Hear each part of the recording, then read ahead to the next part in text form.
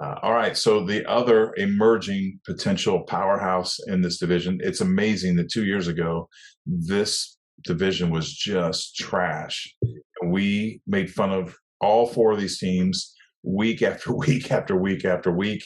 We weren't the only ones. It was called the NFC least.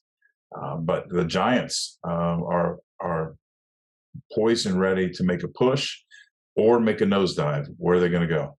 This is a team that, like, if they're on the stock market, their stock is shooting up at a rapid rate. Like, especially with some of the signings that they've had. Now, a couple of these I might be a little biased on. They got Bobby Okereke for 4 years, 40 million, 22 guaranteed. But one of the better linebackers in the NFL. Like, if the Colts didn't have Shaq Leonard, like, Bobby Okereke would be a star in the NFL, but he gets overshadowed on his own team. Now he gets to go to a market like New York and a team that's going to be competitive and be a shining star for them. This is a hole that they've needed to fill for a couple of years.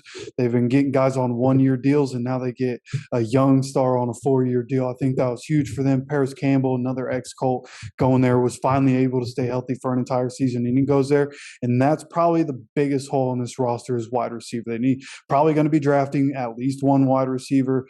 A lot of the wide receivers, even ones that they re-sign like Sterling Shepard, get injured a lot. So, and Paris Campbell obviously has had his injuries in the past.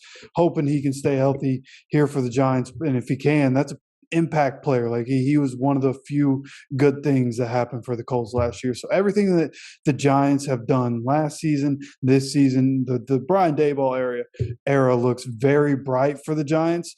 Obviously you were able to re-sign Daniel Jones to a long-term deal. That is huge for the franchise after seeing what he was able to look like with 1 year under Brian Daboll. And I think that's a lot to be excited for. But I think, like, the talking point here with the Giants is the fact that because Daniel Jones got that contract, Saquon Barkley gets the franchise tag.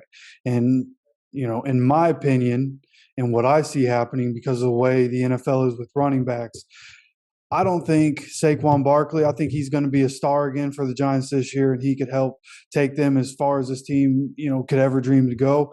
But I think this is the last year Saquon's going to be a Giant, and I have the Giants selecting Bijan Robinson out of Texas in the first round to be his future replacement. All right, you heard it here first. It's a good guess. That ain't a guess. That's what it's going to be.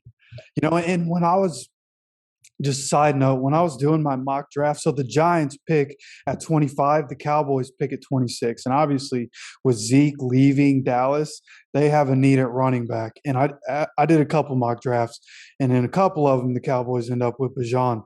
But in this scenario, as I was going through it, I was just thinking, like, Zeke or Saquon probably, franchise tag. You have Bijan here. If Giants are able to get him, they get him. So not only are the Giants getting a stud at running back to replace an absolute superstar, but they're completely f***ing over the Cowboys in the process.